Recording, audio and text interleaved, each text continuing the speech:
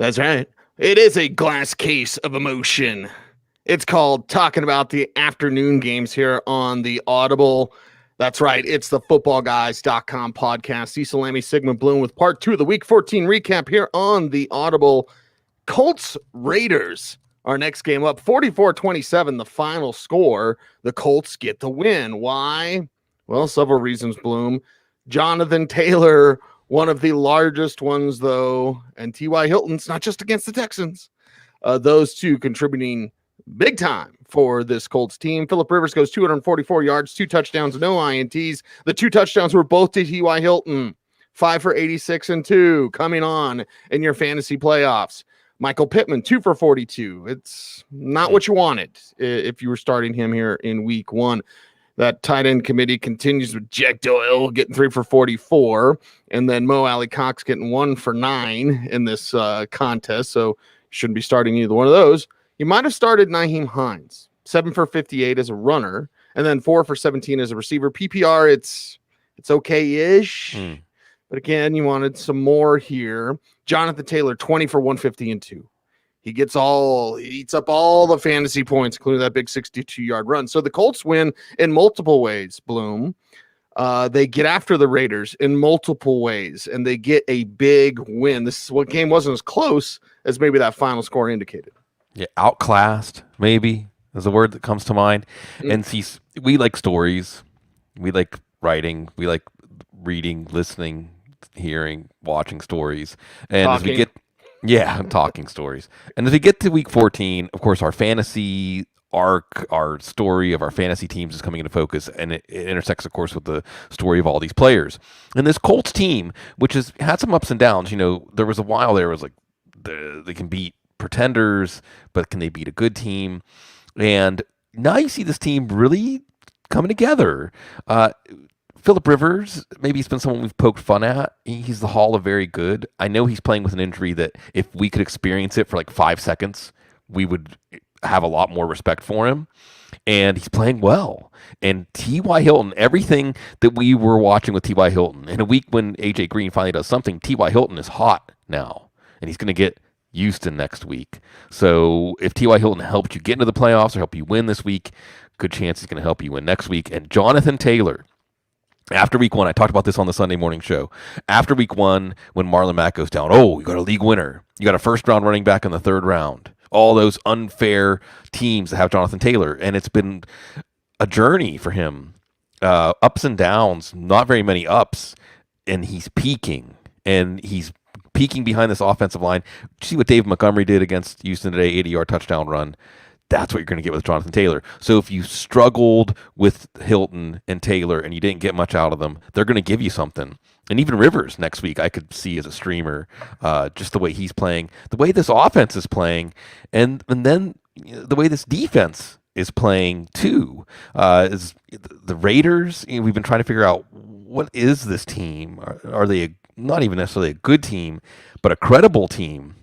And see, I don't want to say they're a joke, but I didn't like Josh Jacobs' joke today. No, didn't like that either, as Josh Jacobs plays and gets 13 for 49 on the ground, 3 for 25 as a receiver. You did have Derek Carr throwing a couple of touchdowns, couple of picks, really off today, 31 of 45, 316 yards. Carr did get a rushing touchdown to aid his fantasy day. Nelson Aguilar, 5 for 101 touchdown. Foster Moreau, not Darren Waller, gets the other touchdown. Foster Moreau's not a bad tight end. He's just behind a super freak. Darren Waller, 1 for 47 and a touch for Moreau, 7 for 75 for Darren Waller. That's plenty. Trust me, in a PPR league, more than happy there. Not much else from anyone else as this team struggled to find a rhythm. By the way, no one's starting Henry Ruggs. Notice how I don't bring him up because it's 3 for 18 today. This is where we are in 2020. Henry Ruggs not really even a thought. He did have that desperation touchdown last week. And Nelson Aguilar, a thought. As we saw him get a touchdown on this one, like you said, Foster Moreau. Hey, it's that snorkel scuba submarine part of the year. So sure, Moreau's not going to get his shot until Darren Waller has moved on. Probably not going to happen with another team. But yeah, he's got the goods. Josh Jacobs doesn't have the goods. And he goes on Instagram before the game with like the crying eyes laughing, saying, I'm not playing today. Going to be a lot hot fantasy teams. hot at me or something like that. So we're now looking at this thinking, do we take him seriously? Because he was active. And he wasn't exactly 100% sure to be active. And there's always things that can happen during warm-ups. Things happen after the inactives are announced. But he plays. This wasn't a great matchup to begin with. So if you sort of panic switched out of Josh Jacobs because of this, don't switch into Devontae Booker. But maybe, hopefully, Josh Jacobs did you a favor and you switched into somebody. Maybe you switched into Miles Sanders, for instance. It's odd, though. I hope that's not a trend, Cease. I hope we don't have a trend of players just getting on Instagram before the game to say, I'm not playing.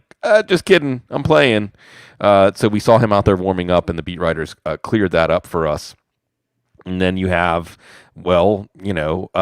amazing Kenny Moore. By the way, Darren Waller had a chance for a touchdown. Kenny Moore skied for an incredible pick in the end zone. Derek Carr's rushing touchdown was in garbage time. So he came through for fantasy. Again, fantasy football's stupid. Fantasy football's so stupid. I'm not just saying that because I benched Miles Sanders for Giovanni Bernard. Okay? It's just Derek Carr didn't play well. But he had a good fantasy game. Raiders, I think, clearly looking like one of the pretenders, not a contender, as they're going to play on Thursday against the Chargers. Okay, let's get to Jets Seahawks, or do we have to? Yeah. Jets side, Brashad Perriman, maybe like wide receiver 3 flex, 3 for 26. Okay, Jameson Crowder, kind of same thing, 2 for 7, right? Josh Adams, you didn't play, 6 for 27. Ty Johnson, maybe you thought there'd be something there, 8 for 16. Like Sam Darnold, 132 yards. This is 40-3, the final score. Right. So talk about the Jets if you want to, Bloom, and then we'll go over what Seattle did. Sergio Castillo missed 3 field goals. If you spell out the letters of the birth months of all of the players on the Jets roster, it says something like, do not play anyone from this team in your fantasy lineup. That's the secret message.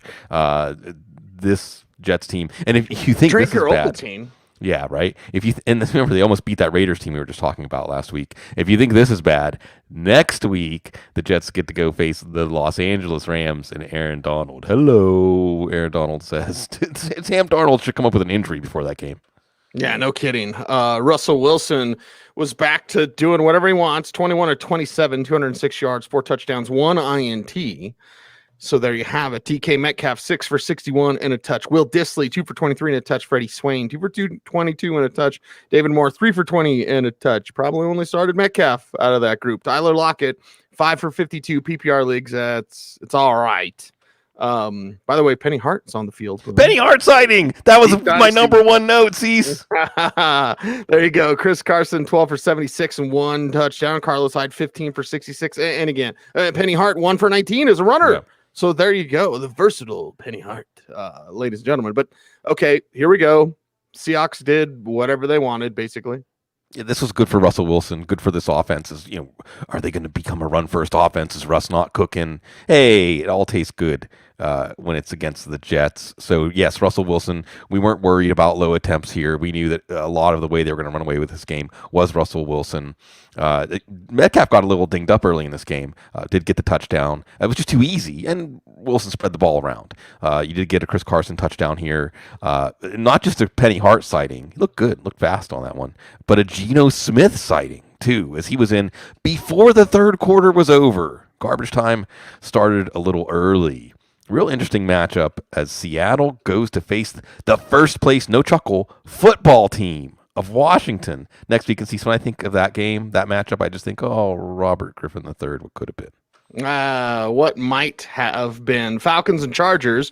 What might have been is Falcons charging back to win, but the Chargers get that instead. 20-17, the final score.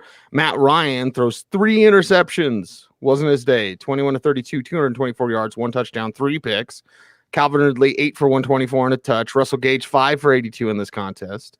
You also saw a touchdown from Russell Gage, by the way. Right. Russell Gage throws a touchdown. And then that is Laquan Treadwell, 1 for 9, a touchdown there. Ito Smith, 11 for 42. That tells you what the backfield did. Not a lot there from anyone else that you know, who's starting Hayden Hurst. Not many people I know. But this is what the Falcons did, and it wasn't a lot. Before this game, the common image was the Spider-Man pointing at Spider-Man image. Yes, like yes. the Falcons and the Chargers. These two teams just can't win games. And the last few minutes of this game really needed a laugh track. So sometimes games can be entertaining, not because of great football or what it brings out, but just because teams play to their narrative. Teams play to what they are. There were 3 interceptions in the last 4 minutes of this game. It was really, truly like big interception to turn the line. But wait, they just threw another interception. And then actually Justin Herbert finishes it off here. But what you can see is, again, without Julio Jones, you don't want any part of this offense, including Matt Ryan with those interceptions. Russell Gage, I guess, is other than Calvin Ridley, who got banged up in this one. Russell Gage, who was good as a receiver and a passer, he's coming out when they drafted him, we're like, cornerback, wide receiver, quarterback, maybe? Maybe he should have been out there instead of Matt Ryan in the 2-minute drill, with Matt Ryan throwing those 2 interceptions. Ito Smith looking better than Todd Gurley at this point. You got to think it's the knee. I'm not saying to put Ito Smith in. And again, a Laquan Treadwell sighting in this game. Atlanta gets to play Tampa Bay next week. And Chargers side is Justin Herbert going 36 of 44, 243 yards, 2 touchdowns, 1 INT. Touchdowns are like this. Tyron Johnson, Oklahoma State Cowboys, baby. 6 for 55 and a touch. Keenan Allen, 9 for 52 and a touch. Hunter Henry, 6 for 41. With tight ends this year, you're going to take that, right? It's like that Darren Waller thing. It's like, don't get greedy.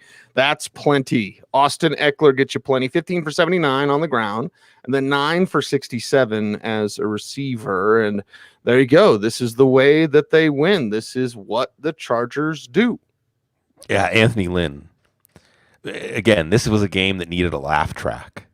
There was a point when the Chargers were driving. And by the way, Anthony Lynn took over the special teams coaching duties this week.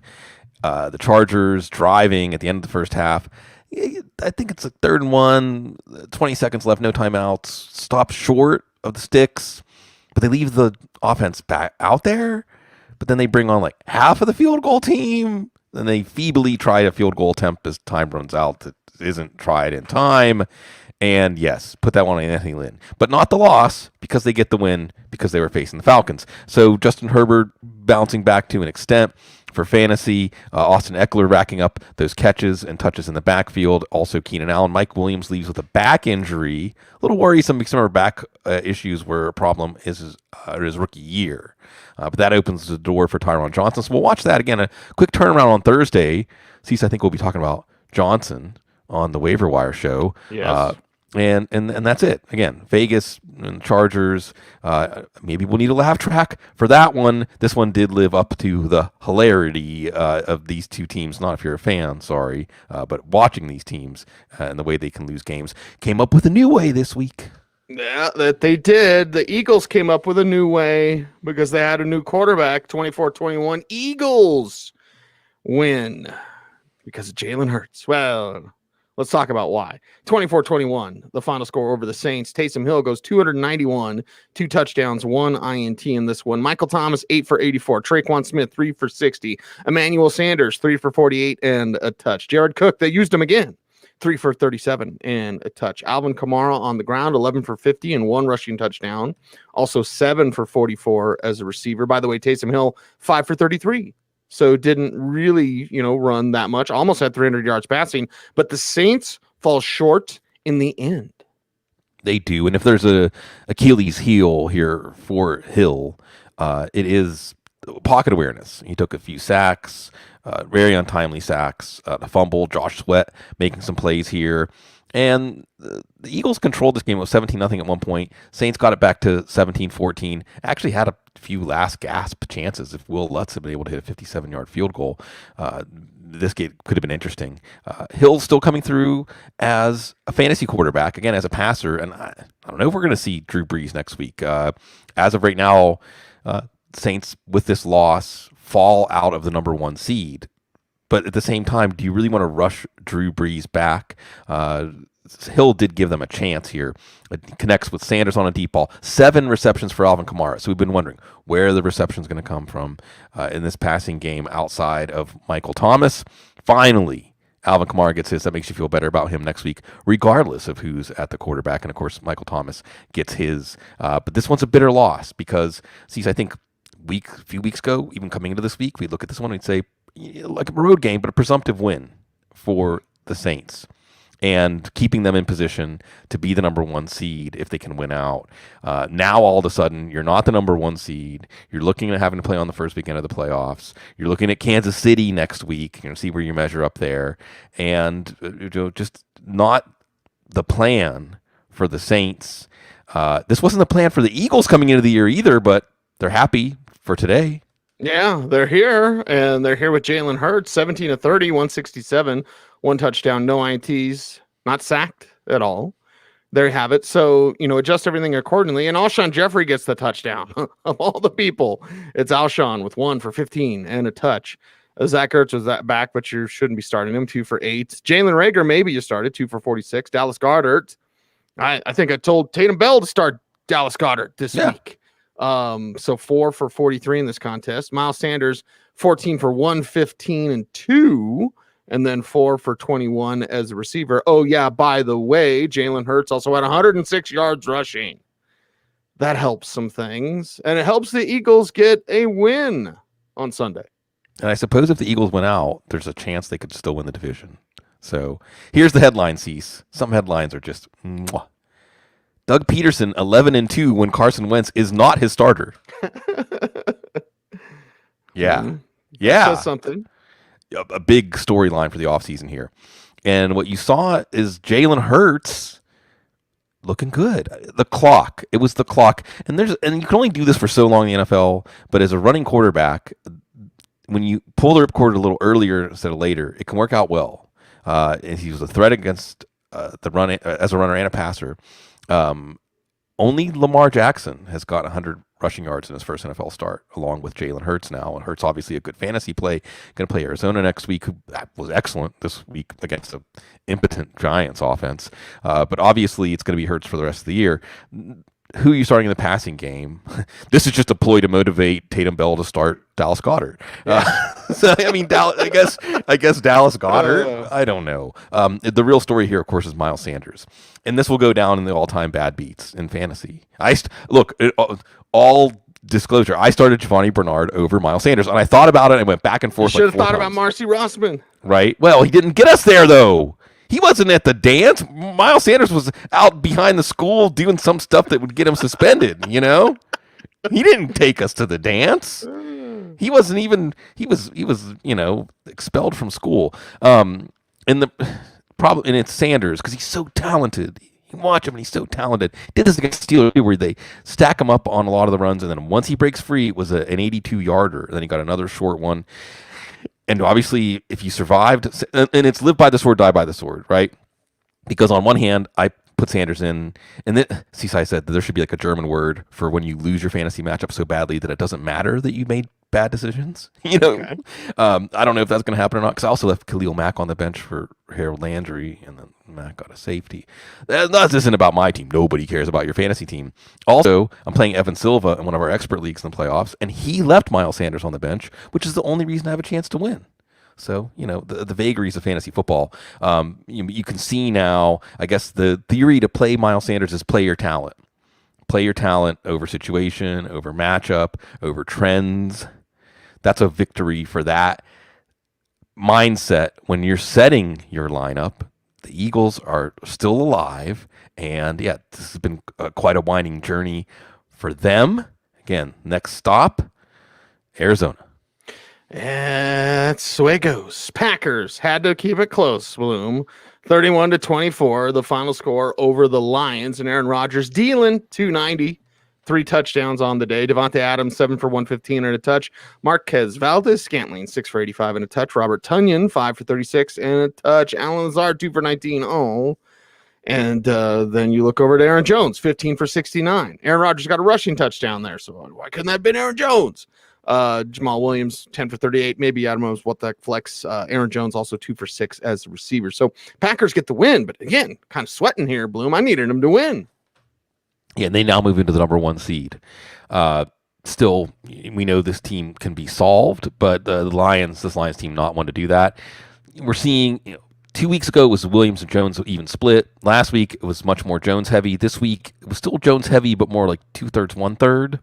So, like you said, not getting that rushing touchdown for Aaron Jones makes him pretty mediocre play. You saw, of course, Devontae Adams and Marquez Valdez-Scantling as we've watched the pendulum, the Valdez-Scantling Lazard pendulum. It's Valdez-Scantling hot right now, and of course Robert Tonyan, who also got the reception to ice the game here. Going to Carolina, Carolina's coming on Saturday, and we can see the clear trends here. Aaron Rodgers, a command performance this year, not just in this game. And it's exciting. It makes the NFC playoffs more interesting for sure that Rodgers and this offense is playing so well. And for Detroit, you can still see they're putting up fight for Darrell Bevell, but you need more than fight when you're playing Aaron Rodgers. Yeah, they had the fight with Matthew Stafford, 244 and a touch on the day. It goes to TJ Hawkinson, 6 for 43 there. Marvin Jones Jr., was that a touchdown, Bloom? It wasn't a touchdown, but it was a catch at the 1 or 2. It was a damn beautiful play, whatever it counts for in football. Was beautiful and magnificent, and 4 for 48. And Danny Amendola with the devil line of 6 for 66. Dammy, get out. DeAndre Swift gets a rushing touchdown. Kerryon Johnson gets a rushing touchdown. Neither one did much on the ground. 24 yards for Swift, 3 yards for Johnson. Also a catch for 10 yards for Kerryon, and 4 for 26 receiver for Swift. Let's get through the Lions so we can tie a bow. Yeah. Oh, we got one more game, and then we can watch the Steelers. Yeah. Matthew Stafford gets banged up in this one. Maybe we will see Chase Daniel against Tennessee next week. Hawkinson does get a touchdown here, so he continues to be very consistent for us. Swift at least got a touchdown and a few catches. If you threw him in, I think he did better than Josh Jacobs. So if that was another one of those decisions, if you went Swift over Sanders, tears. If you went Swift over Jacobs, a slight smile. The team didn't give up. It was a pretty close back and forth game for a while, and we'll see. And we'll see what comes of the Lions. Lots of different directions they could go as a franchise. Again, Tennessee will get to tune up on them next week, maybe with one Chase Daniel. Let's talk Washington over the 49ers, 23-15 final score. Alex Smith, 57 yards, and then an interception. And here comes Dwayne Haskins, 51 yards. No interceptions, though. Logan Thomas, 6 for 43. And I think that's who I told Tatum over Dallas Goedert. So, damn it. Hopefully it's not PPR. But anyway, it's close enough. Close enough. Terry McLaurin, 2 for 24. Damn it. There's Dance with Ubrunga guy. Oh, he's quarterback proof. He's matchup proof. Nothing today. J.D. McKissick, 11 for 68. 2 for 18 as a receiver. None of the Sims did anything. Yeah. Yeah, this is a win, to be sure, but a win in a different way. Yeah, the defense outscored the offense. But that's okay. Yeah. They all count the same. It is the NFC East. They are a first-place team. Hey, when you go out to Arizona and beat San Francisco, well, that's weird, first of all. But when you go out to Arizona and beat San Francisco, you're still a solid team and a first-place team. And offensively, what we saw here is Alex Smith on the sideline near the end of the first half, a heating pad on his leg. You wonder, if you watch the special and you understand anatomically what's going on with that leg, you really wonder how long he'd be able to play on it at all, to be honest. But will we see more Dwayne Haskins? Will we see Dwayne Haskins start a home playoff game? I don't want to say in 2020 because that actually happened in 2021. McKissick not getting those short receptions. So now we're back to J.D. McKissick as a desperation play, even though he looked really good as a runner. If there's one thing we learned about J.D. McKissick this year, it's he belongs on a roster contributing to an offense. He's the kind of piece that offenses usually don't make enough use out of. Maybe they relied on him too much. As you said, Terry McLaurin. And again, do you think Terry McLaurin, he actually made a speech about it. See, we're on the wavelength, me and Terry. He made a speech about it. I don't care. I don't care about my numbers. It's a team sport. It's only one number I care about, the wins and losses. So next week, if it's Haskins against Seattle, are we back to Miles Sanders, start your talent, because we know he's talented. We'll talk about that more this week on the Audible. And like you said, don't take anything away from San Francisco's defense. They did not allow a touchdown in this one. Unfortunately, their offense allowed a couple of touchdowns. Seattle and Washington next week again. Very, very interesting game with lots of playoff implications. 49ers side, Nick Mullins, touchdown and a pick, 260 yards. The touchdown goes to Kyle Juszczyk. Brandon Ayuk, 10 for 119. Way to go, Rook. Kendrick Bourne, 3 for 42. Nobody started him. Maybe you threw in Jeff Wilson as a what the heck flex. Got a rushing touchdown. Raheem Mostert, hard charging 14 for 65, a couple catches, 5 yards. So 49ers kind of rumble, bumble, and stumble around in this one. Yeah, we saw really the plays that mattered when the 49ers had the ball. One, a sack fumble that Chase Young picks up and returns for a touchdown, and then a pick that Cameron Curl returns for a touchdown. And that's it. Nick Mullins can make this offense functional. All-time fantasy bad beats, Deebo Samuel, first play of the game, get him out there. What do you have, 8-9 yard gain and a hamstring injury? Yep. So that is what leads to Brandon Ayuk having a good PPR day. And just know that Nick Mullins missed him when he was wide open in the middle of the field, maybe the 40 to 50-yard touchdown. So it could have been a massive day for Brandon Ayuk, and I don't think we're going to get any questions about whether to start Brandon Ayuk next week. We will get questions about Raheem Mostert, who looked like a better runner than Jeff Wilson, not quite 100%. Wilson, they do prefer at the goal line, so they're both flex or emergency running back 2 types. However, and it's sad, I mean, you feel like for the 49ers coming off of the Super Bowl loss, they really would just like this season to get over, regroup, start over with all the injuries and everything they've had. But something kind of fun, again, as I mentioned before, San Francisco-Dallas next week. That used to be like the marquee game in the 80s. That was like the marquee game. Eras coming together, Cowboys. Not so much this time around, but you are going to like this offense to bounce back against Dallas. Again, Cincinnati moved the ball against them. And this grueling year will eventually come to a close without a playoff berth, I think now we can say, for San Francisco. So that hurts the chances of George Kittle to get back on the field. But you really have to give it up again, Cease. Let's leave it on this note. Tribute to Ron Rivera. Man, he's been battling cancer this year. He has his team in first place. They've gone through, how many times are we going to count quarterbacks, Cease? Because really they've gone through 5 quarterbacks now, right? Haskins to Allen to Smith to Allen to Haskins. I mean, they're winning games, and you can tell that the spirit is different with this team than it has been in the past, and that's something we should all welcome. And for long-suffering Washington fans, again, referring back to Robert Griffin III, the last high point for this franchise, it's modest. It's not a peak that you can see out for hundreds of miles, but it is a peak for this team getting this win in this fashion, and having Chase Young on your team is going to be real nice for a long time. Peace. It's a wrap. Let's go watch the Steelers. Everyone stay tuned and stay frosty.